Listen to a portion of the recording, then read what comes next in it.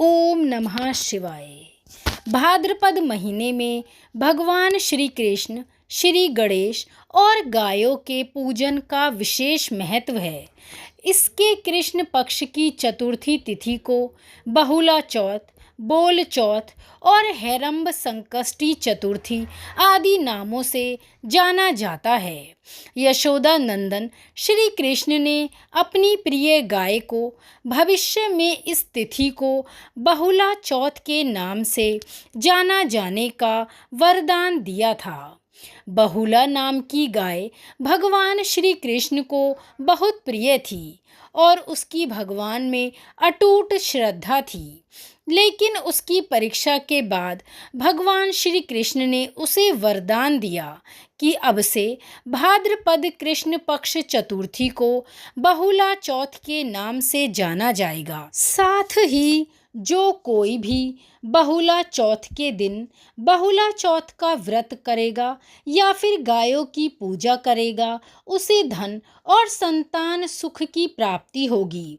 साल 2024 में 22 अगस्त को बहुला चौथ का पर्व मनाया जाएगा। बहुला चौथ व्रत निसंतान स्त्री पुरुष को संतान प्राप्ति कराने वाला व्रत है और संतान के कष्टों को भी यह व्रत हर लेता है, साथ ही धन धान्य प्रदान करता है। इस व्रत के प्रभाव से श्री कृष्ण बहुत ही जल्दी प्रसन्न हो जाते हैं। बहुला या संकष्टी चतुर्थी के दिन सूर्य उदय से पहले उठें, स्नान करके साफ वस्त्र धारण करें और भगवान का ध्यान कर दिन भर निराहार रहकर व्रत करें और शाम को गाय वाली बछड़े का पूजन करें। शाम को पूजा के लिए जो भी आप बनाएं उसका भगवान गणेश और कृष्ण का भोग लगाएं। बाद में कुछ हिस्सा गाय और बछड़े को भी खिलाएं। पूजा के बाद दाएं हाथ में चावल के दाने लेकर बहुला चौथ की कथा सुने। बहुला चौथ की व्रत कथा। कृष्ण जी की लीलाओं को देखने के लिए कामधेनु गाय ने बहुला के रूप में नंद की गौशाला में प्रवेश किया था। यहाँ कृष्ण जी को यह गाय बेहद पसंद आई। वे हमेशा उसके साथ समय व्यतीत करते थे। बहुला का एक बछड़ा भी था। जब बहुला चरने के लिए जाती तो बछड़ा उसे बहुत याद करता। एक बार जब बहुला घास चरने जंगल गई तो चलते चलते बहुत आगे निकल गई और एक शेर के पास जा पहुंची। शेर उसे देखकर बहुत प्रसन्न हुआ और सोचने लगा कि आज गाय के मीठे मांस से ही अपना पेट भरूंगा।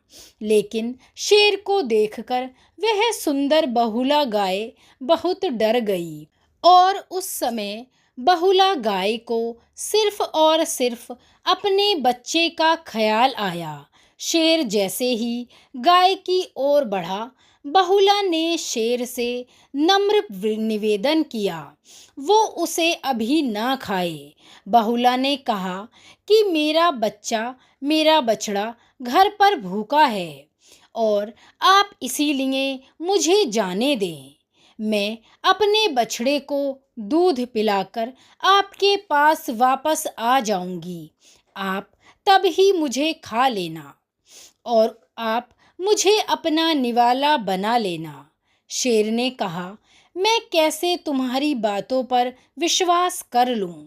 तब बहुला ने किसी तरह निवेदन करके शेर को अपनी बात का विश्वास कराया। इस पर शेर ने उसे जाने दिया। अब बहुला भगवान का धन्यवाद करती हुई गौशाला पहुंची और बछड़े को दूध पिलाकर लौटने लगी। शेर उसे देखकर बड़ा ही हैरान हुआ।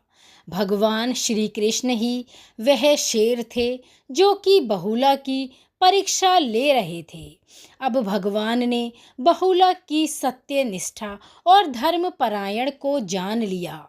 बहुला की सत्य निष्ठा को देखकर भगवान अपने वास्तविक रूप में आ गए और बहुला से कहने लगे, बहुला, मैं तुमसे बहुत प्रसन्न हूँ।